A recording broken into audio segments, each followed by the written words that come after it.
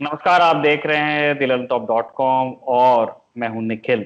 हमारे साथ इस वीडियो में मौजूद हैं डॉक्टर पुनीत मिश्रा। आप अखिल भारतीय आयुर्विज्ञान संस्थान एम्स में कम्युनिटी मेडिसिन पढ़ाते हैं, प्रोफेसर हैं। बहुत बहुत स्वागत है डॉक्टर साहब आपका। हम आपसे इस बारे में बात करना चाहते हैं कि ये जो दो बड़े अनफॉर्चुनेट माइलस्टोन्स हमारे देश ने छू लिए हैं, 10 लाख केस हो गए हैं, 1 मिलियन टोटल केसेस और 25,000 मौतों से हम आगे बढ़ गए हैं।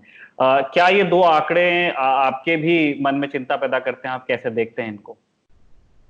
देखिए, अगर हम सिर्फ नंबर की बात करते हैं तो हमारा जो देश है ये काफ़ी बड़ा कंट्री है और इसकी जो जनसंख्या है वो बहुत ज़्यादा है। कई सारे विश्व के अगर आप दूसरे देश देखेंगे तो उनको यूरोप के या उनकी कई सारे देशों को मिला के हमारी जनसंख्या बनती है।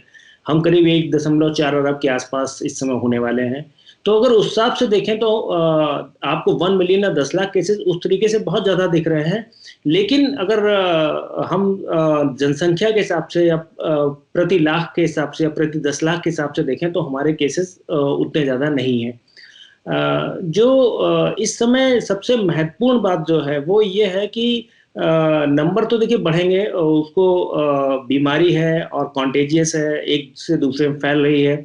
लेकिन जो संतोष वाली बात है कि जो हमारी मृत्यु दर है अगर आप कंपेयर करेंगे तो दूसरे कंट्रीज के मुकाबले काफ़ी कम है। और हमें जो पूरा ध्यान देना है वो अपनी मृत्यु दर पे देना है कि हम अगर लोगों को बीमारी हो रही है तो वो मृत्यु ना हो उनकी, लाइक किसी जैसे और बीमारियां हैं वैसी बीमारी हो के आदमी ठीक हो जाए। तो उस पे इस समय हमारा जो पूरा ध्यान है, जोर है उस चीज़ पे ज़्यादा है। और हमें लगता है उस दिशा में हम काफ़ी सफल भी हो रहे हैं। आप देख रहे होंगे कि जो हमारा रिकवरी रेट है बहुत अच्छा चल रहा है, दूसरे देशों के मुकाबले हमारा मॉर्टेलिटी कम है। तो ये सारी चीज़ें ज़्यादा महत्वपूर्ण हो जाती हैं। सर, हम उन देशों में थे जिन्होंने सबसे पहले और बड़ा एक सख्त लॉकडाउन लागू किया था। उसके बावजूद हम इन नंबर्स को बढ़ते हुए देखते हैं। क्या ये कहना ठीक होगा कि सरकार से उस लॉकडाउन को लागू करने में या उस लॉकडाउन के अंदर जो कदम उठाने थे उसमें किसी तरह की कोई चूक हुई थी जिस वजह से आंकड़ा बढ़ता गया है? देखिए, ये अभी जो वक्त है इस चीज़ को देखने का उतना नहीं है कि हम कहाँ चूक हुई थी, उसका आगे वक्त आएगा। लेकिन जहाँ तक लॉकडाउन की बात है, हमें ये समझना पड़ेगा जो हमने लॉकडाउन किया था वो क्यों था और उसका क्या हमें फ़ायदा हुआ। सबसे बड़ी बात ये है कि जब ये लॉकडाउन किया था उस समय, ये बात है मार्च की, पूरी दुनिया घबराई हुई थी। किसी को नहीं मालूम था बीमारी के किस तरीके से एग्जैक्टली फैल रही है, कैसे हमें थोड़ा सा इलाज करना है, कैसे अपनी तैयारियां करनी है। बिल्कुल हम उस अवस्था में थे। तो जो मैं लॉकडाउन का फ़ायदा देखता हूँ, सबसे पहले मैं फ़ायदे पे आता हूँ। हमारी स्थिति ये थी कि हम ये चाह रहे थे कि हम जो हमें समय मिलेगा उसमें हम अपने अस्पतालों को मजबूत बना सकें ताकि जो मरीज आएंगे उनका इलाज करें, चाहे वो ऑक्सीजन की सप्लाई हो या बेड की सप्लाई हो। दूसरी चीज़ ये थी कि हम जनता को जागरूक कर सकें कि भैया ये इतनी बड़ी बीमारी है और इसमें आपको अपने घरों में रहना है, आपको क्या प्रिकॉशंस लेने हैं उसके लिए हम जागरूक कर सकें। तो उस संदर्भ में मुझे लगता है कि लॉकडाउन का अपना एक फ़ायदा हुआ है। जहाँ तक बात रही है फैलने की, देखिए हमने कोशिश ये भी की थी कि लॉकडाउन में ये बीमारी स्प्रेड नहीं हो और वहाँ के वहाँ ही रुक जाए। लेकिन समहाउ बीमारी उस अवस्था से बाहर निकल गई है। अब चाहे आप ये कहें कि हमारी तमाम कोशिशों के बावजूद भी जितना स्ट्रिक्ट लॉकडाउन होना चाहिए था शायद उतना स्ट्रिक्ट नहीं हो पाया, क्योंकि लोग मिलते-जुलते रहे, कम्युनिटी में जाते रहे। कई सारी जगह ऐसी थी जिसमें उसको उतना सीरियसली नहीं लिया, खास करके लॉकडाउन 2 और जो उसके बाद वाली चीज़ें हुई हैं। तो मुझे लगता है अगर एक बार केस निकल गए तो फिर जितनी कॉन्टेजियस डिजीज है उसको रोक पाना मुश्किल था सरकार के लिए भी या किसी के लिए। लेकिन हाँ, अवश्य हमें जो समय मिला, आप देखिए इन्वेस्टिगेशंस जब हमारा शुरुआत थी तो हमारे पास 100-200 इन्वेस्टिगेशन रोज की फैसिलिटी थी। आज हम 3 लाख से ज़्यादा इन्वेस्टिगेशंस कर रहे हैं। तो ये सारी चीज़ें जो बढ़ाने का हमें उसमें समय मिला और हम अपनी मृत्यु दर कम कर सके, उसी का परिणाम है कि हमारा मृत्यु दर आज कम है, लोगों को फैसिलिटी मिल रही है। तो उस लिहाज से मुझे लगता है कि लॉकडाउन की ज़रूरत थी और उस समय उन्होंने बिल्कुल सही काम किया जब लॉकडाउन 1 लगाया था। लेकिन कहीं न कहीं शायद वो उतना सक्षम नहीं हो पाया जिसमें जनता की भी थोड़ी-सी मैं चूक कहूँगा, क्योंकि लोगों ने शायद इतना सीरियसली नहीं लिया। मैं भी लोगों से मिलता था तो कई लोगों का व्यू होता था कि सर ये इतना कहाँ बीमारी है, मेरे तो आस-पास किसी को नहीं है, क्यों सरकार ने बंद किया हुआ है?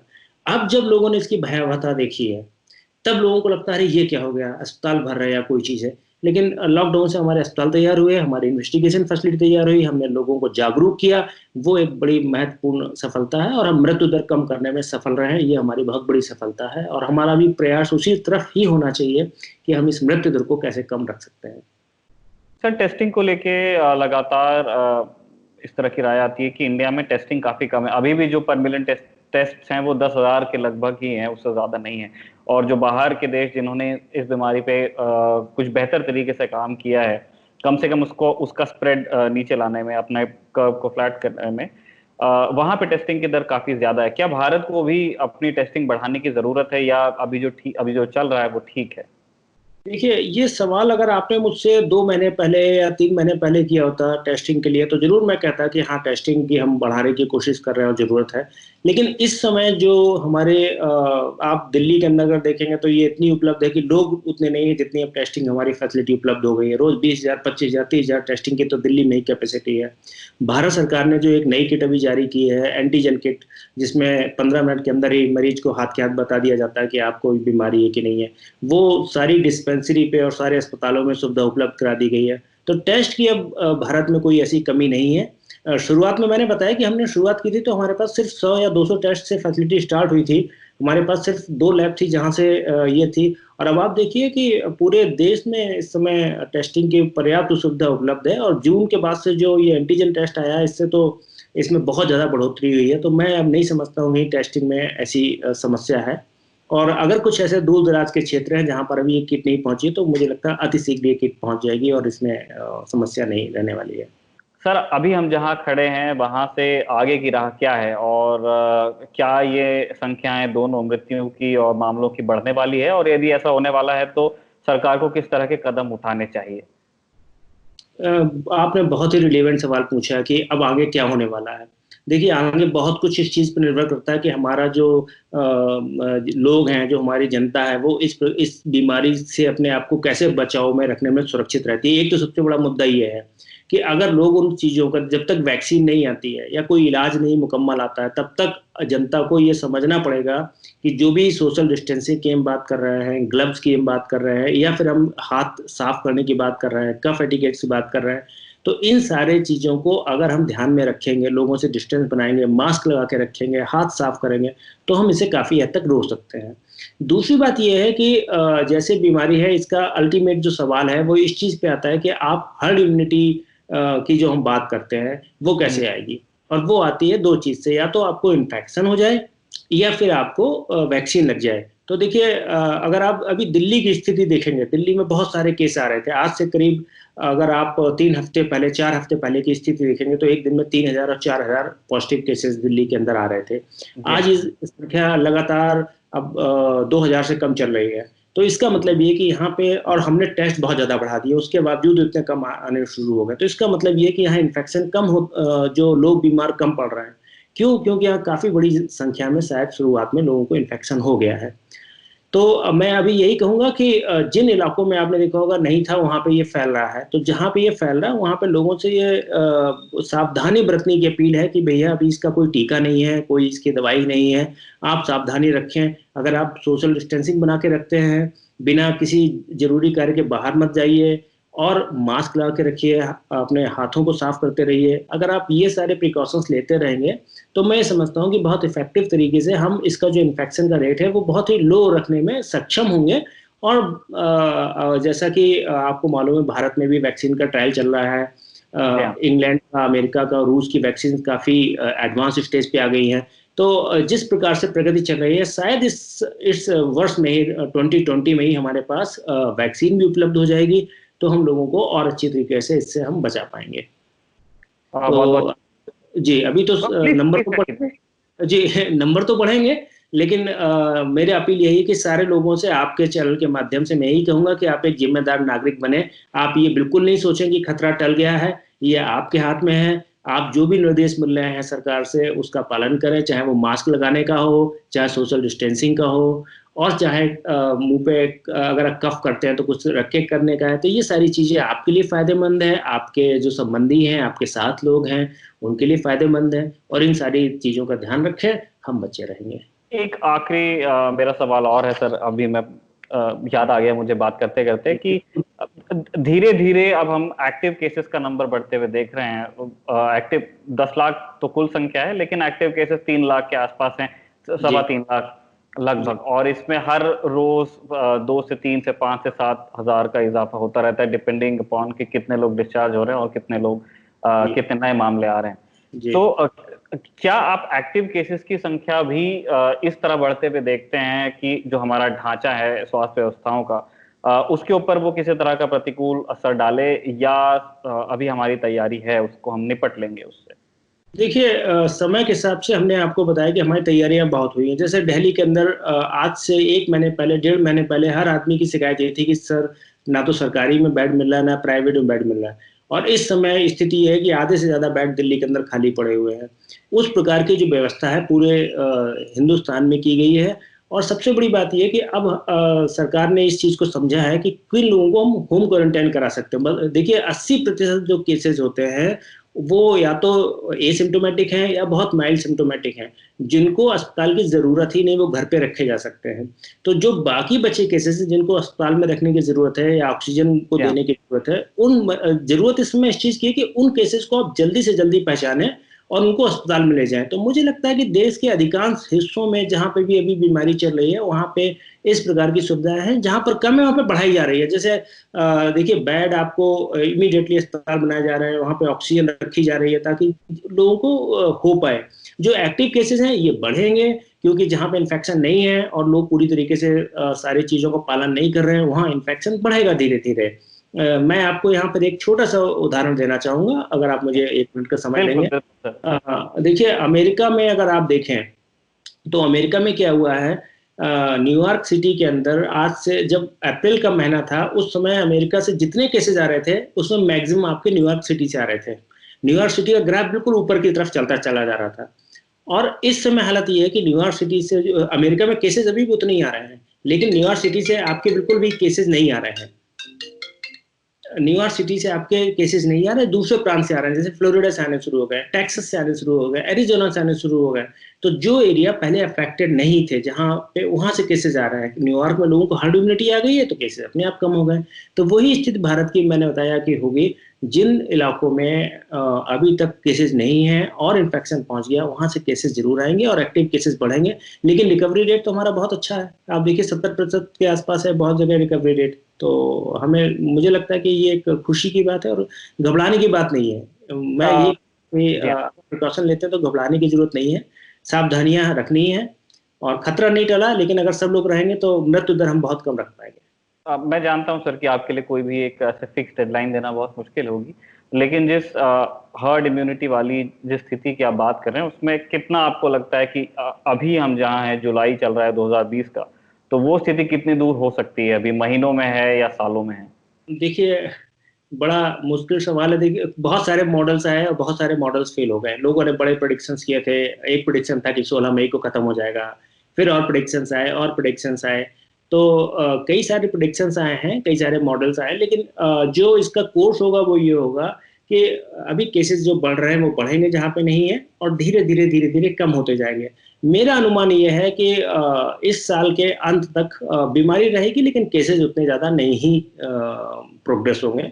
धीरे धीरे केसेस कम चले जाएंगे, हो जाएंगे। जैसे दिल्ली हम पीक से निकल चुके हैं लगभग, मुंबई में करीब हम उसी स्टेज पे चल रहे हैं। तो बाकी जगह भी ऐसे आके जो हमारा, मुझे लगता है कि 2020 के लास्ट तक भारत में अधिकतर जगह हम पीक से निकल चुके हैं और स्थिति काफी हद तक कंट्रोल में होगी। कुछ केसेस आते रहेंगे, मैं ये नहीं कह रहा केसेस नहीं आएंगे, जैसे और बीमारियों के आते हैं, बट वो इतने होंगे कि आराम से हम मैनेज कर सकते हैं। और जिस तरह सर हमने हर बार, मतलब ये हम शुरुआत से देख रहे हैं कि केसेस की जो कुल संख्या जो हर दिन रिपोर्ट होती है, वो पिछले दिन से ज्यादा होती है या पिछले हफ्ते से ज्यादा होती है, एक बढ़ता हुआ ट्रेंड है।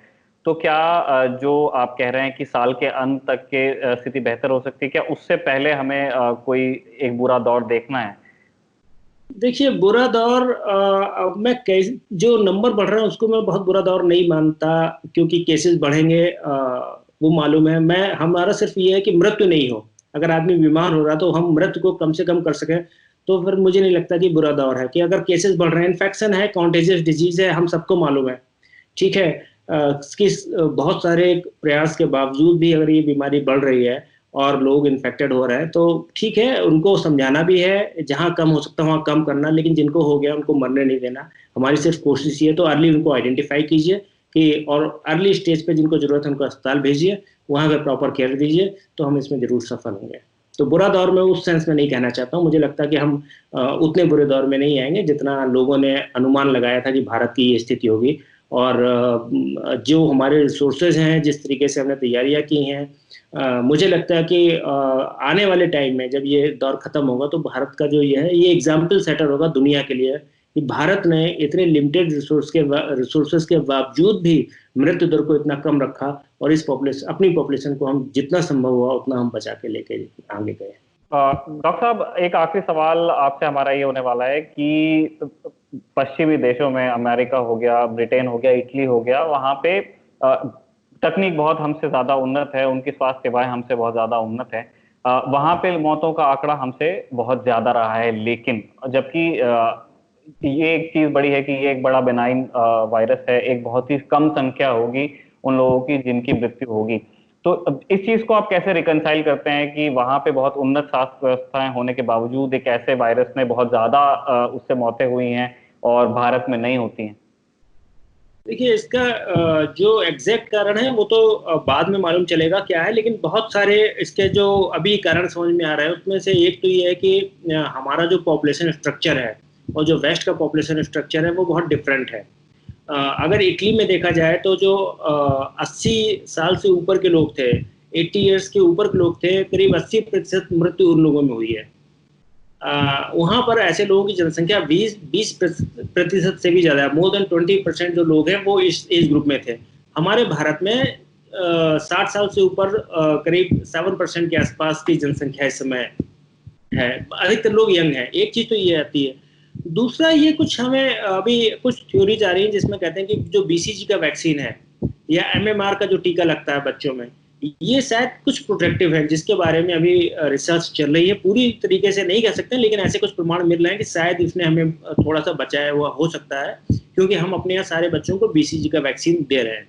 सर, थोड़े में बता सकते हैं दर्शकों के लिए कि बीसीजी और एमएमआर के टीके किस चीज के होते हैं? बिल्कुल। बीसीजी का टीका जो है, जन्म के बाद आप देखते होंगे सबसे पहले बच्चे को जो हम टीका लगाते हैं, एक बीसीजी का ही टीका होता है, शुरुआत के 1 महीने के अंदर लगा देते हैं, और उसके यहाँ बाजू में टीका लगाते हैं जिसमें कई बार उसमें दाना निकलता है, और ये टीबी की बीमारी से बचाने के लिए लगा रहे हैं। और ये हम हमारे यहाँ कंपलसरी, हमारे यहाँ फ्री ऑफ कॉस्ट मिलता है, सारे हेल्थ सेंटर से मिल रहा है, सारे बच्चों को लगाया जा रहा है पूरे हिंदुस्तान में।